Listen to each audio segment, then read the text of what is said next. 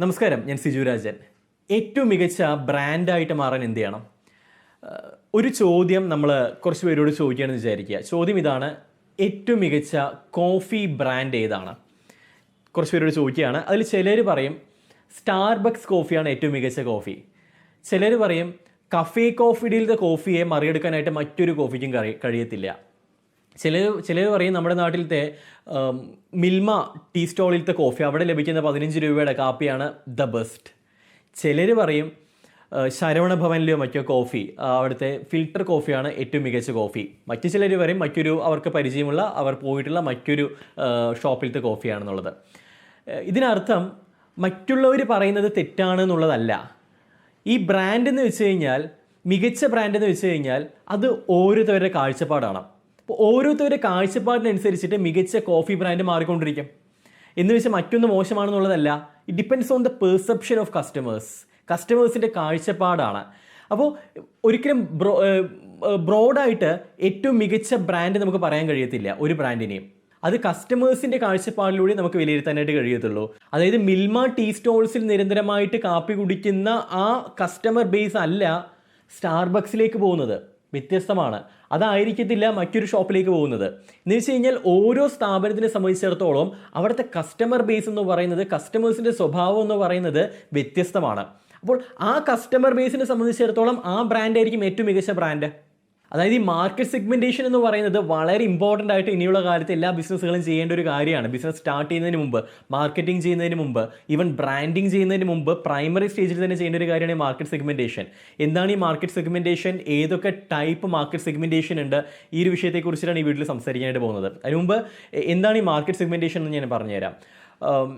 For example 1,00,000 പേരുണ്ടെന്ന് വിചാരിക്കുക. Total ഒരു population എന്ന് പറയുന്നത് 1 lakh ആണെന്ന് വിചാരിക്കുക. നമ്മൾ ഇറക്കുന്നത് കോഫി ബ്രാൻഡാണ്. ഈ 1,00,000 പേരിലേക്ക് ഈ മാർക്കറ്റിംഗ് ചെയ്ത് കഴിഞ്ഞാൽ ഒരുപക്ഷെ കൺവേർഷൻ നടക്കുന്നത് 1000 or 2000 പേരിലായിരിക്കും.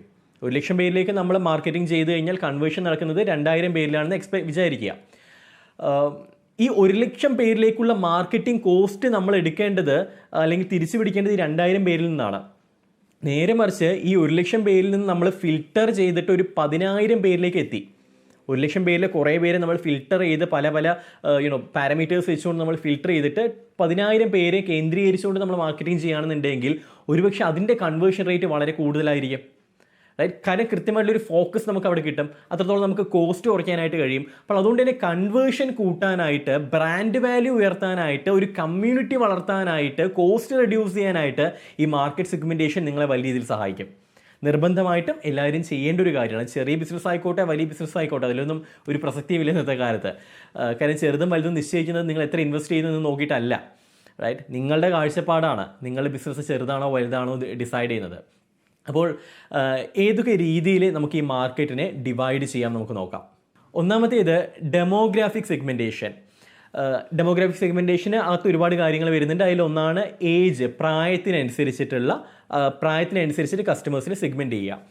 ചെറിയ കുട്ടികളെ ആണോ നിങ്ങൾ ഫോക്കസ് ചെയ്യേണ്ടത്, അല്ലെങ്കിൽ ചെറിയ കുട്ടികൾക്കുള്ള പ്രോഡക്റ്റ് ആണോ നിങ്ങൾ സെല്ല് ചെയ്യുന്നത്? അങ്ങനെയാണെന്നുണ്ടെങ്കിൽ അതിൻ്റെ ഡിസിഷൻ മേക്കർ ആരായിരിക്കും? ഒരുപക്ഷെ പാരൻസ് ആയിരിക്കും. അപ്പോൾ പാരൻസിനെ കേന്ദ്രീകരിക്കുക. ടീനേജേഴ്സിനെ കേന്ദ്രീകരിച്ചിട്ടുള്ള പ്രോഡക്റ്റ് ആണോ നിങ്ങളുടേത് എങ്കിൽ ആ ടീനേജ് കാറ്റഗറി 12-13 മുതൽ പോകും, 20 വരെ, 19-20 വരെ ആ ഒരു ഏജ് കാറ്റഗറി, അതായിരിക്കും നിങ്ങളുടെ മാർക്കറ്റ് എന്ന് പറയുന്നത്. പ്രായമായിട്ടുള്ളവർക്കുള്ള പ്രോഡക്റ്റ് ആണോ നിങ്ങൾ ഇറക്കുന്നത് എങ്കിൽ 50 മുതൽ അങ്ങ് മേലേക്കുള്ള ആൾക്കാരെ. അപ്പോൾ ആ രീതിയിൽ നിങ്ങൾക്ക് സെഗ്മെൻറ്റ് ചെയ്യാം. ഏജിനനുസരിച്ച് നിങ്ങൾക്ക് സെഗ്മെൻറ്റ് ചെയ്യാം. മറ്റൊന്ന് ജെൻഡറിൻ്റെ ബേസ് ചെയ്തിട്ട്, സ്ത്രീകളെ മാത്രം ഫോക്കസ് ചെയ്തിട്ടുള്ള പ്രോഡക്റ്റ് ആണോ നിങ്ങൾ ഇറക്കുന്നത്, പുരുഷന്മാരെ മാത്രം ഫോക്കസ് ചെയ്തിട്ടുള്ളതാണോ, അത് രണ്ടുപേർക്കുമുള്ള ജനറൽ ആയിട്ടുള്ള കൈൻഡ് ഓഫ് പ്രോഡക്റ്റ് ആണോ ഇറക്കുന്നത്, അതിനനുസരിച്ച് ചെയ്യാം. എഡ്യൂക്കേഷൻ്റെ ബേസ് ചെയ്തിട്ട്, വിദ്യാഭ്യാസത്തെ ബേസ് ചെയ്തിട്ട്, ഹൈലി എഡ്യൂക്കേറ്റഡ് ആയിട്ടുള്ള ആൾക്കാരെ ഫോക്കസ് ചെയ്തിട്ടുള്ള പ്രോഡക്റ്റ് ആണോ, പ്രൊഫഷണൽസിന് വേണ്ടിയിട്ടുള്ള പ്രോഡക്റ്റ് ആണോ നിങ്ങൾ ഇറക്കുന്നത്, അതോ എഡ്യൂക്കേഷൻ ഒട്ടും ഇല്ലാത്ത വളരെ സാധാരണക്കാരായ ആൾക്കാരെ ഫോക്കസ് ചെയ്തിട്ടുള്ള കൈൻഡ് ഓഫ് പ്രോഡക്റ്റ് ആണോ നിങ്ങൾ ഇറക്കുന്നത്? എഡ്യൂക്കേഷൻ്റെ ബേസിസിൽ നിങ്ങൾക്ക് എന്ത് ചെയ്യാനായിട്ട് കഴിയും? ഡിവൈഡ് ചെയ്യാൻ കഴിയും. ഫാമിലി സൈസ്, വളരെ ന്യൂക്ലിയർ ഫാമിലി ഫോക്കസ് ചെയ്തിട്ടുള്ളതാണോ, കൂട്ടുകുടുംബത്തെ ഫോക്കസ് ചെയ്തിട്ടാണോ നിങ്ങൾ ഇറക്കുന്നത്? സോ ഇതിനെല്ലാത്തിനെയും ബേസ് ചെയ്തിട്ട് നിങ്ങൾക്ക് എന്ത് ചെയ്യാനായിട്ട് കഴിയും? മാർക്കറ്റിനെ സെഗ്മെൻറ്റ് ചെയ്യാനായിട്ട് കഴിയും. ഒപ്പം തന്നെ അവരുടെ ഒക്യുപ്പേഷൻ, ഡെയിലി വേജസിനെ ഫോക്കസ് ചെയ്തിട്ടുള്ള കൈൻഡ് ഓഫ് പ്രോഡക്റ്റ് ആണോ നിങ്ങൾ ഇറക്കുന്നത്, പ്രൊഫഷണൽസിനെ ഫോക്കസ് ചെയ്തിട്ടുള്ള പ്രോഡക്റ്റ് ആണോ നിങ്ങൾ ഇറക്കുന്നത്? അത്തരത്തിൽ ഒരു കോർപ്പറേറ്റ് മേഖലയിൽ ജോലി എടുക്കുന്ന ആൾക്കാരെ ഫോക്കസ് ചെയ്തിട്ടുള്ള കൈൻഡ് ഓഫ് പ്രോഡക്റ്റ്സ് ആണോ നിങ്ങൾ ഇറക്കുന്നത്, അല്ലെങ്കിൽ അവരായിരിക്കണമോ നിങ്ങളുടെ കസ്റ്റമർ? റൈറ്റ്. അപ്പോൾ നിങ്ങളുടെ കസ്റ്റമർ ആരായിരിക്കണം? അവരുടെ കസ്റ്റമേഴ്സിൻ്റെ ഡെമോഗ്രഫി നോക്കുകയാണെന്നുണ്ടെങ്കിൽ അത് ഏജ് നോക്കാം, ജെൻഡർ നോക്കാം, എഡ്യൂക്കേഷൻ നോക്കാം, ഒപ്പം തന്നെ അവരുടെ ഫാമിലി സൈസ് നോക്കാം. ഇത്തരത്തിലുള്ള പല കാര്യങ്ങളും, ഒക്യുപ്പേഷൻ നോക്കാം. ഇത്തരത്തിലുള്ള പല കാര്യങ്ങളെ വെച്ചുകൊണ്ട് നിങ്ങളുടെ കസ്റ്റമർ ഇതിൽ ഏതൊക്കെ വിഭാഗത്തിൽ പെടുന്നതായിരിക്കണം കൃത്യമായിട്ട് എഴുതി വയ്ക്കുക.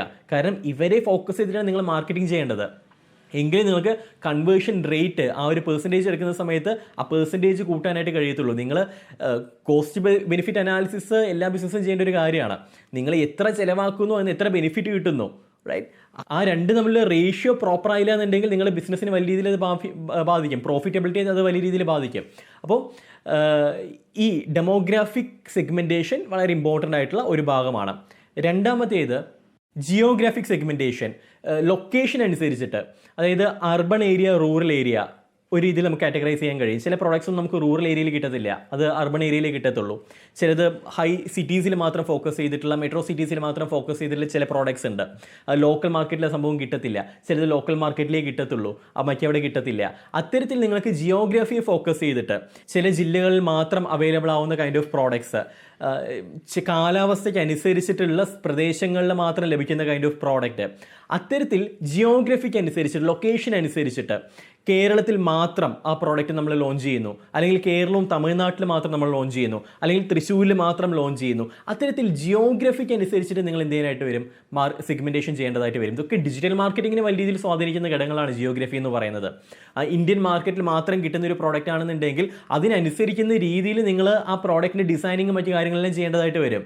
കേരളത്തിൽ മാത്രം കിട്ടുന്ന കൈൻഡ് ഓഫ് പ്രോഡക്റ്റ് ആണെന്നുണ്ടെങ്കിൽ അതിനനുസരിക്കുന്ന രീതിയിൽ നിങ്ങൾക്ക് അതിൻ്റെ ഡിസൈനിങ്ങും പാക്കിങ്ങും എല്ലാ കാര്യങ്ങളും ചെയ്യേണ്ടതായിട്ട് വരും. അപ്പോൾ നിങ്ങളുടെ ജിയോഗ്രഫി നിങ്ങൾ ഫോക്കസ് ചെയ്യുന്നത് ഏതാണെന്ന് കൃത്യമായിട്ട് നിശ്ചയിക്കുക.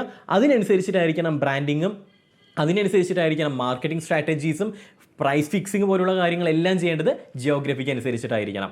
അതായത് നിങ്ങളൊരു ഹൈ സിറ്റി ഫോക്കസ് ചെയ്തിട്ടുള്ള ഒരു പ്രോഡക്റ്റാണ് ഇറക്കുന്നത് എങ്കിൽ ഒരുപക്ഷെ അവിടെ പ്രൈസ് സെൻസിറ്റീവ് ആയിട്ടുള്ള കസ്റ്റമേഴ്സ് ആയിരിക്കത്തില്ല ഉണ്ടാവുന്നത്. അപ്പോൾ നിങ്ങൾക്ക് അവിടെ എടുക്കേണ്ട ഒരു പ്രൈസിങ് സ്ട്രാറ്റജി ഡിഫറൻ്റ് ആയിരിക്കും. ഒരുപക്ഷെ പക്കാ റൂറൽ ഏരിയയിലാണ് ഇറക്കുന്നതെങ്കിൽ അവിടെ ഹൈലി പ്രൈസ് സെൻസിറ്റീവ് ആയിട്ടുള്ള കസ്റ്റമേഴ്സ് ആയിരിക്കും ഉണ്ടാകുന്നത്. അപ്പോൾ അവിടെ എടുക്കേണ്ട പ്രൈസിങ് സ്ട്രാറ്റജീസ് എൻ്റയർലി ഡിഫറൻറ്റ്. അപ്പോൾ ഈ ജിയോഗ്രഫിയെ ബേസ് ചെയ്തിട്ട് പ്രോപ്പറായിട്ടുള്ള ഡിസിഷൻ എടുക്കുക. അതിനനുസരിച്ചിട്ട് നിങ്ങളുടെ മാർക്കറ്റിനെ നിങ്ങൾ സെഗ്മെൻ്റ് ആക്കിയിട്ട് മാറ്റുക. മൂന്നാമതാണ് ബിഹേവിയറൽ സെഗ്മെൻറ്റേഷൻ. കസ്റ്റമേഴ്സിൻ്റെ ബൈയിങ് ബിഹേവിയറിനനുസരിച്ചിട്ട് നമുക്ക് മാർക്കറ്റിനെ സെഗ്മെൻ്റ് ആക്കിയിട്ട് മാറ്റാനായിട്ട് കഴിയും. അതിൽ ഒരുപാട് കാര്യങ്ങൾ വരുന്നുണ്ട്. ഇപ്പോൾ എന്തുകൊണ്ട് ആൾക്കാർ ഈ ചില ഉൽപ്പന്നങ്ങൾ വാങ്ങുന്നു, ചില ഷോപ്സിലേക്ക് കയറുന്നു? അത്തരത്തിൽ ഷോപ്സിലേക്ക് കയറുന്ന ആൾക്കാരുടെ ഒരു സ്വഭാവം എടുത്ത് നോക്കിക്കഴിഞ്ഞാൽ അതൊരു പ്രത്യേകം പാറ്റേൺ ആയിരിക്കും. ഇപ്പോൾ ഉദാഹരണത്തിന് ബിഗ് ബസാർ അല്ലെങ്കിൽ ഈസി ബൈ, ഇവിടെയൊക്കെ ഷോപ്സിൽ കയറുന്നവർ കൂടുതലും ഡിസ്കൗണ്ട്സ് ആഗ്രഹിച്ചിട്ട് പോകുന്നവരായിരിക്കാം, റൈറ്റ്? അത്തരത്തിൽ കുറച്ച് കസ്റ്റമേഴ്സ് ഉണ്ടല്ലോ, ഡിസ്കൗണ്ടുകൾ എവിടെയുണ്ടോ അവിടെ അവരുണ്ടാവും. എന്നുകൊണ്ട് അർത്ഥമാക്കുന്നത് അവരുടെ ഇൻകം ലെവൽ കുറവാണെന്നുള്ളതല്ല. ഇൻകം എത്ര കൂടുതലാണെന്നുണ്ടെങ്കിലും അവർ കൂടുതലും ഡിസ്കൗണ്ട്സിന് പുറകെ പോകുന്നവരായിരിക്കും. 10 രൂപ എവിടെ ലാഭം കിട്ടുന്നോ അവിടെ പോകുന്നവരായിരിക്കും ചില കൈൻഡ് ഓഫ് കസ്റ്റമേഴ്സ്. അപ്പോൾ അത്തരത്തിലുള്ള കസ്റ്റമേഴ്സിനെ ഫോക്കസ് ചെയ്തിട്ട് നമുക്ക് പ്രോഡക്റ്റ്സ് ഇറക്കാനായിട്ട് കഴിയും. ഡിസ്കൗണ്ട്സ് അല്ലെങ്കിൽ ഇവരുടെ ബൈയിങ് ബിഹേവിയർ കൂടുതൽ ഡിസ്കൗണ്ടിന് ഫോക്കസ് ചെയ്തിട്ടാണെന്നുണ്ടെങ്കിൽ. ഒപ്പം തന്നെ ചില ആഘോഷ സമയങ്ങളിൽ മാത്രം വസ്ത്രങ്ങൾ വാങ്ങുന്ന കൈൻഡ് ഓഫ് കസ്റ്റമേഴ്സ് ഉണ്ട്. ഒരു കാലത്ത് അങ്ങനെ, ഇപ്പം പക്ഷെ അങ്ങനെയല്ല. ആ വസ്ത്രം വാങ്ങുന്നത് പ്രത്യേകിച്ച് ഒരു റീസൺ ഒന്നും വേണ്ട, പ്രത്യേകിച്ച് ഒരു ആഘോഷമൊന്നും വേണമെന്നില്ല, ഉത്സവകാലമൊന്നും വരണമെന്നില്ല എന്ന് എല്ലാവരും എല്ലാ സമയത്തും വസ്ത്രം വാങ്ങാനായിട്ട് പ്രിഫർ ചെയ്യുന്നവരാണ്. പക്ഷേ ഈ ഉത്സവ സമയങ്ങളിൽ, ഉത്സവ സീസൺസിൽ ഇപ്പോൾ ചില കമ്മ്യൂണിറ്റീസിൻ്റെ ഉത്സവ സമയങ്ങളിൽ ആ കമ്മ്യൂണിറ്റിയിലെ ആൾക്കാർ വസ്ത്രം വാങ്ങാനായിട്ട് പോകും, റൈറ്റ്? അതൊരു ബിഹേവിയറാണ്. അപ്പോൾ ആ സമയത്തെ കേന്ദ്രീകരിച്ചുകൊണ്ട് നമുക്ക് മാർക്കറ്റിനെ സെഗ്മെൻ്റ് ആക്കിക്കൊണ്ട് നമുക്ക് മാർക്കറ്റിംഗ് ചെയ്യാനായിട്ട് കഴിയും, അല്ലെങ്കിൽ പ്രോഡക്റ്റ് ഇറക്കാനായിട്ട് കഴിയും. പിന്നെ ഓരോ പ്രോഡക്റ്റിനെയും കസ്റ്റമേഴ്സ് നോക്കിക്കാണുന്നത് വേറെ വേറെ രീതിയിലാണ്. ഇപ്പോൾ ടൂത്ത് പേസ്റ്റിൻ്റെ കാര്യം എടുക്കാം. ചിലവർ ടൂത്ത് പേസ്റ്റിൽ കൂടുതൽ നോക്കുന്നത് ഇത് സെൻസിറ്റിവിറ്റി ഉള്ള കസ്റ്റമേഴ്സിനുള്ള പ്രോഡക്റ്റ്സ് ആണോ എന്ന് നോക്കിയിട്ടായിരിക്കും വാങ്ങുന്നത്. ഇപ്പോൾ കോൾഗേറ്റും സെൻസോഡൈനും ഒരു കാലത്ത് യുദ്ധം നടത്തിയിട്ടുണ്ടായിരുന്നത് ഈ ടൂത്ത് സെൻസിറ്റിവിറ്റിയെ വെച്ചുകൊണ്ടായിരുന്നു, റൈറ്റ്? അപ്പോൾ ഇവർ ഫോക്കസ് ചെയ്യുന്ന ടൂത്ത് സെൻസിറ്റിവിറ്റി ഉള്ള കസ്റ്റമേഴ്സിനെയാണ് ഇവർ ഫോക്കസ് ചെയ്യുന്നത്. ചിലവർ ടീത്ത് വൈറ്റനിങ്ങിനുള്ള പ്രൊഡക്ട്സ് ആയിരിക്കും ചിലവർ ഇറക്കുന്നത്. അപ്പോൾ അവർ ഫോക്കസ് ചെയ്യുന്നത് അത്തരത്തിൽ ആഗ്രഹിക്കുന്ന കസ്റ്റമേഴ്സിനായിരിക്കും. അപ്പോൾ കസ്റ്റമേഴ്സിൻ്റെ ബിഹേവിയർ എന്താണ്, കസ്റ്റമേഴ്സ് എന്തുകൊണ്ടാണ് ആ പ്രോഡക്റ്റ് വാങ്ങുന്നത്, അതിനുള്ള ആ ഒരു റീസൺ എന്താണ്, ആ റീസൺ മനസ്സിലാക്കിയിട്ട് അത്തരത്തിലുള്ള സെഗ്മെൻ്റ് ആക്കി ആ സെഗ്മെൻറ്റിലേക്ക് ഈ പ്രോഡക്റ്റ് ഇട്ട് കൊടുക്കുന്ന രീതി. അപ്പോൾ കസ്റ്റമേഴ്സിൻ്റെ നീഡിനനുസരിച്ചിട്ട് നമുക്ക് എന്ത് ചെയ്യാനായിട്ട് കഴിയും, കസ്റ്റമേഴ്സിനെ ഡിവൈഡ് ചെയ്യാനായിട്ട് കഴിയും, സെഗ്മെൻ്റ് ആക്കാനായിട്ട് കഴിയും. അതുപോലെ ചില കസ്റ്റമേഴ്സ് ഉണ്ട്, അവർ ഡിസിഷൻസ് എടുക്കുന്നത് വളരെ കീനായിട്ട് ഒബ്സർവ് ചെയ്തതിന് ശേഷമായിരിക്കും, ഒരുപാട് വലിയ രീതിയിൽ ഗൂഗിളൊക്കെ റിസർച്ച് ചെയ്തതിന് ശേഷമായിരിക്കും, പല റിവ്യൂസും വായിച്ച് നോക്കിയിട്ടായിരിക്കും. അപ്പോൾ അത്തരത്തിലുള്ള കൈൻഡ് ഓഫ് ഒരു കസ്റ്റമർ ബേസിനെയാണ് നിങ്ങൾ ഫോക്കസ് ചെയ്യുന്നത് എങ്കിൽ അതിന് പറ്റുന്ന രീതിയിലുള്ള നല്ല റിവ്യൂ സൃഷ്ടിക്കുക, നല്ല രീതിയിലുള്ള സോഷ്യൽ മീഡിയ പ്രസൻസ് ഉണ്ടാക്കിയെടുക്കുക. റൈറ്റ്. അപ്പോൾ ചിലവരുണ്ട്, അവർ ഇതൊന്നും നോക്കത്തില്ല, പ്രോഡക്റ്റിൻ്റെ ഭംഗി മാത്രം നോക്കിയിട്ട് പർച്ചേസ് ചെയ്യുന്നവരായിരിക്കാം. പ്രോഡക്റ്റിൻ്റെ ആ ഒരു ഔട്ടർ ഇമേജ് മാത്രം നോക്കിയിട്ട് അതിൻ്റെ ക്വാളിറ്റിയോ മറ്റൊന്നും നോക്കത്തില്ല, ഭംഗി അല്ലെങ്കിൽ പ്രൈസോ ഒന്നും നോക്കത്തില്ല, കാണാൻ നല്ല ഭംഗിയുണ്ടോ അവർ പർച്ചേസ് ചെയ്യും. ഇതെല്ലാം ബൈയിങ് ബിഹേവിയറാണ്. അപ്പോൾ ഇതിനെ ഫോക്കസ് ചെയ്തിട്ട് ചില ആൾക്കാർ രാത്രി ഷോപ്പിംഗ് ചെയ്യാൻ ഇഷ്ടപ്പെടുന്നവരായിരിക്കാം, രാത്രി ഭക്ഷണം കഴിക്കാൻ ഭക്ഷണശാലയിലൊക്കെ കൂടിച്ചേരാനായിട്ട് ഇഷ്ടപ്പെടുന്നവരായിരിക്കാം, 11 മണി 12 മണി 1 മണിക്കൊക്കെ. കാരണം ആ ഒരു കൾച്ചർ നമ്മുടെ നാട്ടിൽ വരുന്നുണ്ട്. അപ്പോൾ അതൊരു ബൈയിങ് ബിഹേവിയറാണ്. അപ്പോൾ അവരെ ഫോക്കസ് ചെയ്തിട്ട് നമുക്ക് മാർക്കറ്റിനെ സെഗ്മെൻറ്റ് ചെയ്യാനായിട്ട് കഴിയും. അപ്പോൾ അത്തരത്തിൽ കസ്റ്റമേഴ്സിൻ്റെ ബിഹേവിയറിനെ ഫോക്കസ് ചെയ്തിട്ട് നമുക്ക് മാർക്കറ്റിനെ സെഗ്മെൻറ്റ് ചെയ്യാനായിട്ട് കഴിയും, അവരെ ഫോക്കസ് ചെയ്തിട്ട് നമുക്ക് മാർക്കറ്റ് ചെയ്യാനായിട്ട് കഴിയും, അവരെ ഫോക്കസ് ചെയ്തിട്ട് നമുക്ക് ഉൽപ്പന്നങ്ങൾ വിൽക്കാനും കഴിയും. 4ാമത്തെ സെഗ്മെൻറ്റിംഗ് രീതിയാണ് സൈക്കോഗ്രാഫിക് സെഗ്മെൻറ്റേഷൻ. സൈക്കോഗ്രാഫിക് സെഗ്മെൻറ്റേഷനിൽ ചെയ്യുന്നത് കസ്റ്റമേഴ്സിൻ്റെ ജീവിതശൈലി, ലൈഫ് സ്റ്റൈല്, അവരുടെ താല്പര്യങ്ങൾ, ഇൻട്രസ്റ്റ് അതിനടിസ്ഥാനപ്പെടുത്തിയിട്ട് സെഗ്മെൻറ്റ് ചെയ്യുന്നു. ബിഹേവിയറിൽ അവർ മാർക്കറ്റ് പ്ലേസിൽ, ബിഹേവിയർ സെഗ്മെൻറ്റേഷൻ പറഞ്ഞല്ലോ, അപ്പോൾ അതിൽ മാർക്കറ്റ് പ്ലേസിൽ അവരുടെ ആറ്റിറ്റ്യൂഡ് എങ്ങനെയാണ് അതിനടിസ്ഥാനപ്പെടുത്തിയിട്ടാണ് സെഗ്മെൻറ്റ് വൈസ് ചെയ്യുന്നതെങ്കിൽ ഇവിടെ കസ്റ്റമേഴ്സിൻ്റെ ജീവിതശൈലി എങ്ങനെയാണ്, അവരുടെ താല്പര്യം എങ്ങനെയാണ് അതിനടിസ്ഥാനപ്പെടുത്തിയിട്ട് സെഗ്മെൻറ്റ് ചെയ്യുന്നു. ഇപ്പോൾ ഉദാഹരണത്തിന് ഇന്ന് പലരും വെജിറ്റേറിയനിസത്തേക്ക് മൂവ് ചെയ്തുകൊണ്ടിരിക്കുന്നുണ്ട് അല്ലേ. കൂടുതൽ വെജിറ്റേറിയൻ ഐറ്റംസ് കൂടുതൽ പ്രിഫർ ചെയ്യുന്ന, naturopathy kind of living adopt ചെയ്യുന്ന ഒരു വിഭാഗമുണ്ട്. അത് അവരുടെ ലൈഫ് സ്റ്റൈലാണ്. മറ്റു ചിലരുണ്ട് കൂടുതൽ സ്പോർട്സിന് ഇമ്പോർട്ടൻസ് കൊടുക്കുന്ന, ഗെയിംസിന് ഇമ്പോർട്ടൻസ് കൊടുക്കുന്ന, വൈകിട്ടായി കഴിഞ്ഞാൽ ഫാമിലിയോടൊത്ത് കളിക്കാൻ പോകുന്ന, കുട്ടികളും ഒപ്പം തന്നെ ഫാമിലിയുമായിട്ട് ബാഡ്മിൻ്റൺ പോലുള്ള കാര്യങ്ങൾ കളിക്കാൻ പോകുന്നത്, അതൊരു ലൈഫ് സ്റ്റൈലാണ്. ചിലരെ സംബന്ധിച്ചിടത്തോളം വീക്ക്ലി വൺസ് ഫാമിലിയോടൊപ്പം ട്രിപ്പ് അടിക്കുക, അതൊരു ലൈഫ് സ്റ്റൈലാണ്. ചിലർ ഈ സ്റ്റാർബക്സ് അല്ലെങ്കിൽ കോഫി ഡേ പോലെയുള്ള സ്ഥലങ്ങളിൽ കൂടുതൽ സമയം സ്പെൻഡ് ചെയ്യുന്നു, അത് അവരുടെ ലൈഫ് സ്റ്റൈലാണ്. അപ്പോൾ ഇത്തരത്തിൽ ലൈഫ് സ്റ്റൈലിനെ ബേസ് ചെയ്തിട്ടും നമുക്ക് എന്ത് ചെയ്യാനായിട്ട് കഴിയും, പ്രോഡക്റ്റ് ഇറക്കാനായിട്ട് കഴിയും, അല്ലെങ്കിൽ ആ ബേസ് ചെയ്തിട്ട് നമുക്ക് മാർക്കറ്റിനെ കാറ്റഗറൈസ് ചെയ്യാനായിട്ട് കഴിയും. അതിൽ വരുന്നതാണ് സോഷ്യൽ സ്റ്റാറ്റസ്. അവർ കഴിക്കുന്ന ഭക്ഷണം എടുത്ത് നോക്കുകയാണെന്നുണ്ടെങ്കിലും, അവർ ധരിക്കുന്ന വസ്ത്രം എടുത്ത് നോക്കുകയാണെന്നുണ്ടെങ്കിലും, അവർ യൂസ് ചെയ്യുന്ന ഗാഡ്ജറ്റ്സ് എടുത്ത് നോക്കുകയാണെന്നുണ്ടെങ്കിലും, അവർ സഞ്ചരിക്കുന്ന വാഹനങ്ങൾ എടുത്ത് നോക്കുകയാണെന്നുണ്ടെങ്കിലും എല്ലാത്തിലും ഒരു സോഷ്യൽ സ്റ്റാറ്റസ് ഒളിഞ്ഞു കിടക്കുന്നുണ്ടാവും, ഡയറക്റ്റ്ലി ഓർ ഇൻഡയറക്റ്റ്ലി. അത് കൈൻഡ് ഓഫ് കാരണം മറ്റുള്ളവരുമായിട്ട് കമ്പയർ ചെയ്യുന്ന സമയത്ത് they need to feel higher. ആ ഒരു തോട്ടിൽ ജീവിതം മുന്നോട്ടേക്ക് നയിക്കുന്ന ആൾക്കാർ സോഷ്യൽ സ്റ്റാറ്റസ് നോക്കിയിട്ട്. അപ്പോൾ അത്തരം ആ വിഭാഗം ആൾക്കാരെ ഫോക്കസ് ചെയ്തിട്ട് നിങ്ങൾക്ക് മാർക്കറ്റ് സെഗ്മെൻറ്റ് ചെയ്യാം. പേഴ്സണാലിറ്റി അതിനകത്ത് വരുന്നൊരു ഭാഗമാണ്. വളരെ ഇമോഷണൽ ആയിട്ടുള്ള വൈകാരികമായിട്ട് ഉള്ള ആൾക്കാരെ ഫോക്കസ് ചെയ്തിട്ടുള്ള കൈൻഡ് ഓഫ് മാർക്കറ്റിംഗ് നമുക്ക് അവലംബിക്കാം. ആ രീതിയിൽ സെഗ്മെൻറ്റ് ചെയ്യുകയാണെന്നുണ്ടെങ്കിൽ ഇൻട്രോവേർട്സിനെ ഫോക്കസ് ചെയ്തിട്ടുള്ള കൈൻഡ് ഓഫ് മാർക്കറ്റിംഗ് നമുക്ക് അവലംബിക്കാനായിട്ട് കഴിയും. നല്ല ജോളി മൂഡായിട്ടുള്ള, വളരെ ഫ്രണ്ട്ലി ആയിട്ടുള്ള ഒരു എക്സ്ട്രോവേർട്ട് കൈൻഡ് ഓഫ് ഒരു വിഭാഗം ആൾക്കാരെ ഫോക്കസ് ചെയ്ത് നിങ്ങൾക്ക് മാർക്കറ്റിനെ സെഗ്മെൻറ്റ് ചെയ്യാനായിട്ട് കഴിയും. അപ്പോൾ കാരണം ഇതിൽ ഇൻട്രോവേർട്ട് ആയിക്കോട്ടെ, എക്സ്ട്രോവേർട്ട് ആയിക്കോട്ടെ, ഫാമിലി ആയിക്കോട്ടെ, വളരെ ഇമോഷണൽ സെൻസിറ്റീവ് ആയിട്ടുള്ള ആൾക്കാരായിക്കോട്ടെ, ഇവരെയൊക്കെ സ്വാധീനിക്കുന്ന ക്യാപ്ഷൻസ് ഡിഫറൻസ് ആണ്. ഇവരെയൊക്കെ സ്വാധീനിക്കുന്ന മാർക്കറ്റിംഗ് പോസ്റ്റേഴ്സ് ഡിഫറൻ്റ് ആണ്. അപ്പോൾ ഇത്തരത്തിൽ കാറ്റഗറൈസ് ചെയ്ത് കഴിഞ്ഞാൽ നിങ്ങൾക്ക് കൺവേർഷൻ ഈസി ആയിട്ട് നടക്കത്തുള്ളൂ. അപ്പോൾ ഈ 4 രീതിയിൽ ഇനിയും ധാരാളം രീതികളുണ്ട്. ബേസിക് ആയിട്ടുള്ള 4 രീതിയാണ് ഞാൻ പറഞ്ഞിട്ടുണ്ടായിരുന്നത്. അതിലൊന്ന് നമുക്ക് ഡെമോഗ്രാഫിക് ആയിട്ട് സെഗ്മെൻറ്റ് ചെയ്യാനായിട്ട് കഴിയും. ആൾക്കാരുടെ ഏജ്, ആൾക്കാരുടെ ജെൻഡർ, ആൾക്കാരുടെ ഫാമിലി സൈസ്, എഡ്യൂക്കേഷൻ, ഒക്യുപ്പേഷൻ, അതിലെല്ലാം ബേസ് ചെയ്തിട്ട്. ജിയോഗ്രാഫിക് നമുക്ക് ലൊക്കേഷൻ ബേസ് ചെയ്തിട്ട്. ID ഫ്രഷ് എന്ന് പറയുന്ന പ്രോഡക്റ്റ് നമുക്ക് ഒരിക്കലും നമ്മുടെ നാട്ടിലെ ലോക്കൽ മാർക്കറ്റിൽ കിട്ടത്തില്ല. അത് സിറ്റി കേന്ദ്രീകരിച്ചിട്ടുള്ള, ടൗൺ കേന്ദ്രീകരിച്ചിട്ടുള്ള, അല്ലെങ്കിൽ ഒരു മെട്രോ സിറ്റിയൊക്കെ ഫോക്കസ് ചെയ്തിട്ടുള്ള ഷോപ്സിലേ അത് അവൈലബിൾ ആവത്തുള്ളൂ.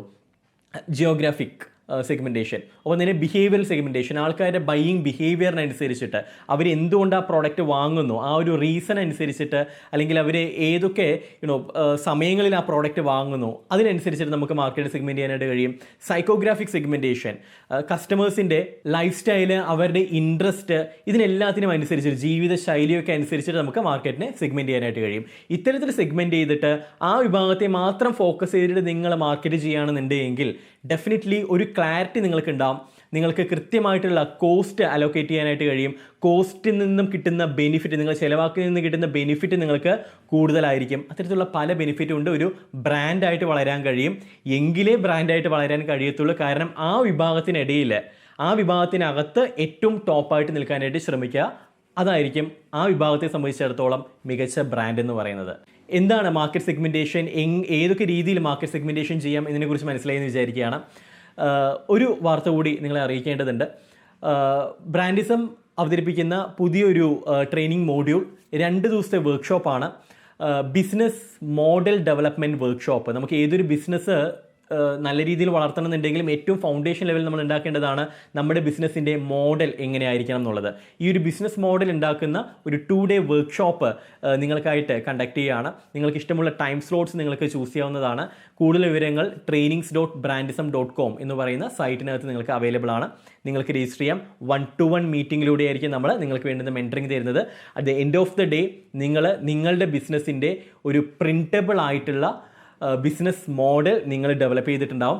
അതായിരിക്കും നിങ്ങളുടെ ബിസിനസ്സിനെ മുന്നോട്ടേക്ക് നയിക്കുന്നത്. കൂടുതൽ വിവരങ്ങൾക്ക് ഞാൻ പറഞ്ഞിട്ടുള്ള ആ വെബ്സൈറ്റ് trainings.brandism.com സന്ദർശിക്കുക. ബ്രാൻഡിസം പ്രൊവൈഡ് ചെയ്യുന്ന മറ്റ് സർവീസുകൾ എല്ലാവർക്കും അറിയായിരിക്കുമെന്ന് വിചാരിക്കുകയാണ്. ബ്രാൻഡിസം പ്രൊവൈഡ് ചെയ്യുന്ന മറ്റ് സർവീസുകൾ ബ്രാൻഡിംഗ് കൺസൾട്ടേഷൻ നമ്മൾ കൊടുക്കുന്നുണ്ട്. ഒപ്പം തന്നെ ബിസിനസ് രജിസ്ട്രേഷൻ, ട്രേഡ് മാർക്ക് ആണെങ്കിലും കമ്പനി രജിസ്ട്രേഷൻ ആണെന്നുണ്ടെങ്കിലും എല്ലാ കൈൻഡ് ഓഫ് ലീഗൽ രജിസ്ട്രേഷൻസും and entrepreneurship development plus organisation development trainings. കൂടുതൽ വിവരങ്ങൾക്ക് brandism.com സന്ദർശിക്കുക. മറ്റൊരു വിഷയമായിട്ട് മറ്റൊരു വീഡിയോയിൽ കാണാം. അതുവരെ Siju Rajan signing off. Good bye.